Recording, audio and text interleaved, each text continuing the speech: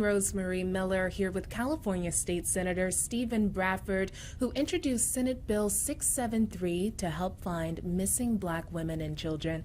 Thank you so much for joining me today, Senator Bradford. Thank you for having me. Really appreciate So, it. Senator, absolutely. What inspired the introduction of Senate Bill 673? The data, the disparaging information that shows how missing Black children and young adults are literally ignored by law enforcement as well as the media.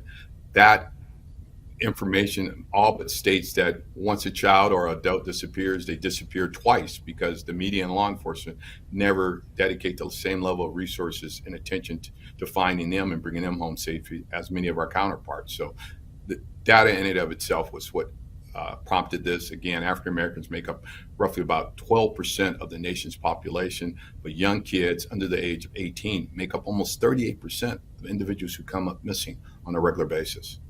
Mm-hmm. You know, this reminds me of a similar bill that was passed in Minnesota for the Office of Missing and Murdered Black Women and Children from Ruth Richardson. I'm not sure if you're familiar with her. Have you spoken to her at all about this by any chance? No, I haven't. No, I haven't. Oh, y'all should link up. We probably will. Could you give me an overview of the Ebony Alert system?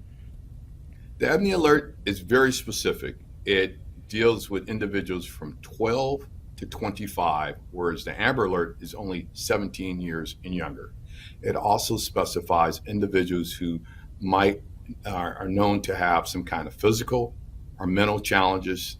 That's part of what would trigger it as well, are individuals who disappeared under suspicious circumstances and might be suspected of being sex trafficked or abducted. So those are the three triggering qualifications for the Ebony Alert. Mm-hmm. And what methods will be used to inform the public? It's the same methods as we use for the Amber Alert. We first notify law enforcement, then law enforcement notifies the CHP. We'll use our electronic billboards on our freeways. We would hope our social media outlets would also put this out, and our media outlets, our networks, our radios, our TV stations, just as they do with the Amber Alert. We would hope that they use all those resources available to them to notify the public and provide all the resources necessary to bring these individuals home safely.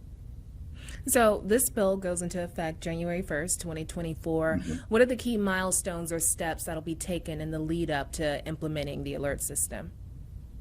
Hopefully being very intentional and working with law enforcement to make sure that they understand that this bill is in place and what we're expecting as a partnership, and making sure that they utilize it in a timely and responsible manner, and just making the public in general aware. So opportunities like this is going to help us educate the public here in California to let them know that this tool is now available, and hopefully it will be used in a responsible manner to help bring these individuals home safely.